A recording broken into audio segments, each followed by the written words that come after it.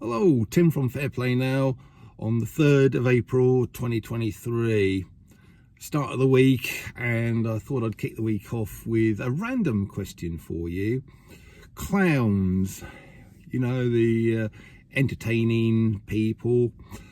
Have you always thought of them as fun, light-hearted, funny, entertaining entities? Or are you a little bit more like me and always found them to be, well, at the very least, not that funny or entertaining, or even downright creepy, scary even? Well, if you felt like that, the latter, you could well be sort of correct in your intuition, because I've recently come across something where there is a school of thought who believe that clowns are a kind of a representation of the Nephilim, which my memory wants to say that's the Hebrew word for demons. Well, it's definitely a word for demons, but I think it's a Hebrew word. It's funny how so many religions have got a word for demons, like that one, which I think, as I say, is the Hebrew word. Islam, I think, call them jinn or jinn, and then there's various other cultures who've got their own words for the things as well, which kind of when you get that kind of thing, all sorts of different cultures and religions going on about the same thing, it kind of suggests to me that it's a real thing. So yeah, there's just a little thought for you there. But coming back onto the clown thing, it's a representation apparently of the Nephilim, who looked, when they stalked the earth, they looked like clowns. So that is why the whole clown thing is around, and I think that is why people whose souls, I guess, are attuned to these kind of things have always found them not entertaining at all or fun at all, but indeed scary. That's just your natural instinct and your intuition kicking in. So a very interesting one. I've never come across this school of thought before, but I'm always fascinated to discover new things like this and new ways of thinking about things. And it does make you wonder why the media and all of the usual suspects have got this long-lasting or ever-recurring fascination with clowns. They disappear, but then they come back again, and apparently there's a big thing at the moment in the fashion industry where it's very fashionable. Not that I'd know, as you can tell. I'm not exactly into fashion myself with my 10-year-old jumper and 5-year-old fleece here, but apparently with all of the young, hip, trendy things out there, the whole clown look is a thing.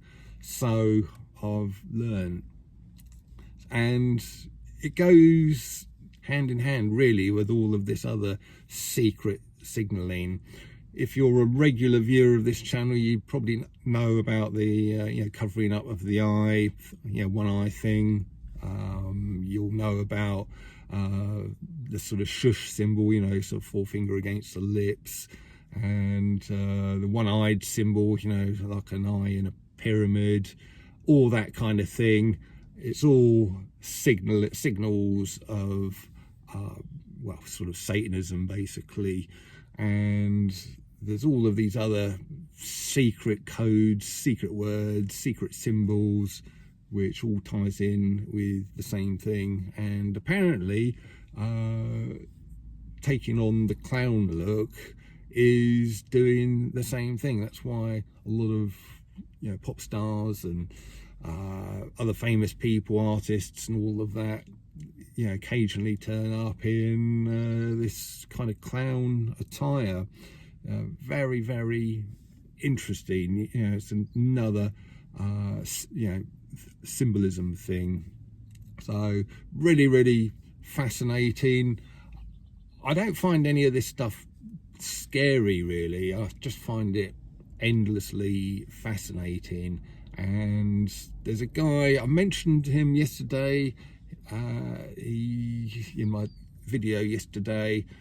At the time, I could only get to him on Telegram, and I know not everybody has got that, but I have found him on YouTube, so I'll link a couple of his videos below here. A guy called Jerry, and apparently he's quite a long-standing truther, been in the game, as it were, for well over a decade, I think.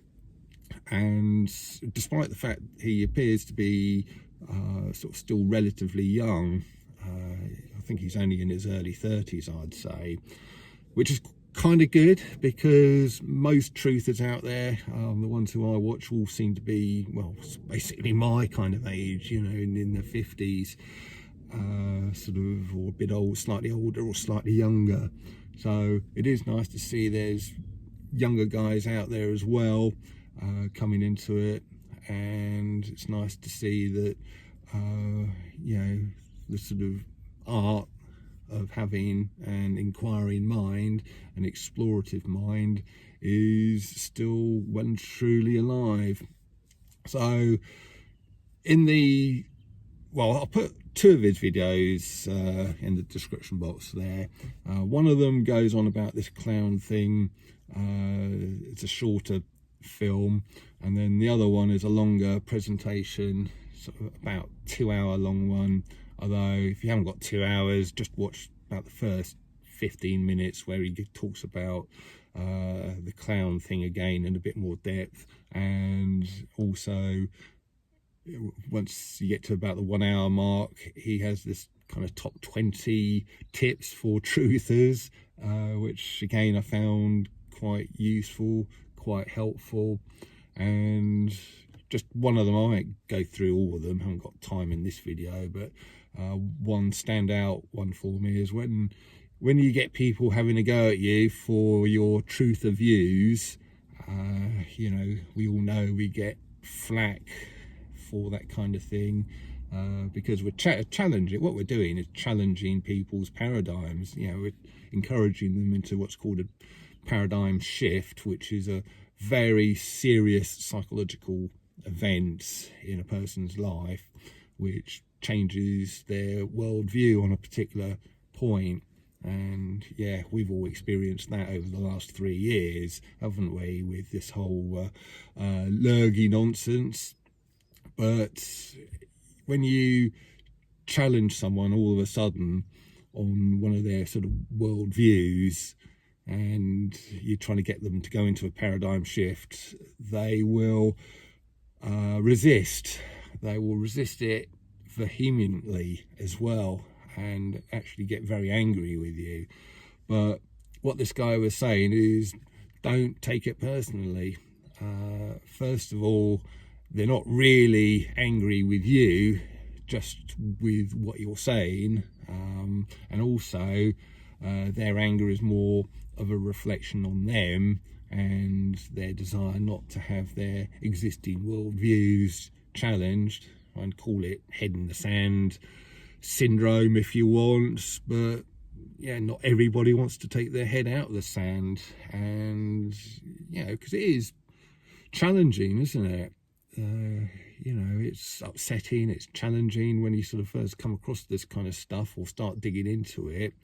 You do end up with a few, more than a few sleepless nights, more than a few worries, and even a bit of anger yourself. So people just don't want to face that, and that is understandable. So yeah, don't take the flack that you may get when you come out with this stuff personally. So really good bit of advice there, I thought. So I am in the process of editing this Mark Devlin talk from the other night. It's quite fascinating even going through it. And the good thing about shooting the video and editing the video is you get to see the talk several times, and it's amazing how much I missed when I was actually there doing the filming, because I had sort of two different cameras on the go. I was monitoring both of them, monitoring sound levels and all of that, and while you're busy doing that, as well as trying to listen to the speaker, you know, you don't take everything in. But I've taken in quite a lot more just doing this editing, and then when it's finished, I'll review the finished footage before uploading it, and probably after uploading it as well. But I'm halfway through the editing, pretty much halfway through, and so hopefully I'll get it up onto my website.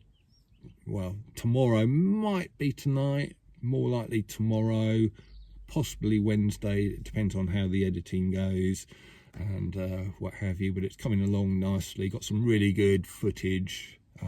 The sounds come out really well as well, so it's going to be a good one. You're going to really enjoy it. And I don't normally like to be a tease, but I think about half an hour into his talk, Mark Devlin came out with this thing that just absolutely blew my mind. And being the kind of a reasonably down-to-earth kind of guy, I don't come out with statements like that lightly or often, but boy oh boy, did this thing blow my mind, and I think it will blow your mind as well. But you're going to have to wait until the video comes out, until you find out what the thing is. I'll do an intro video before uploading it, and with a link on here that you can go through to, and I'll probably talk about that then. But yeah, a little bit of a teaser there for you, I'm afraid, and you'll just have to wait a day or two before finding out what this mind-blowing thing is, but you'll find out soon enough. So with that little bit of a tease, I'm gonna leave it, and I'll be back soon. Tim from Fair Play Now, thanks for watching.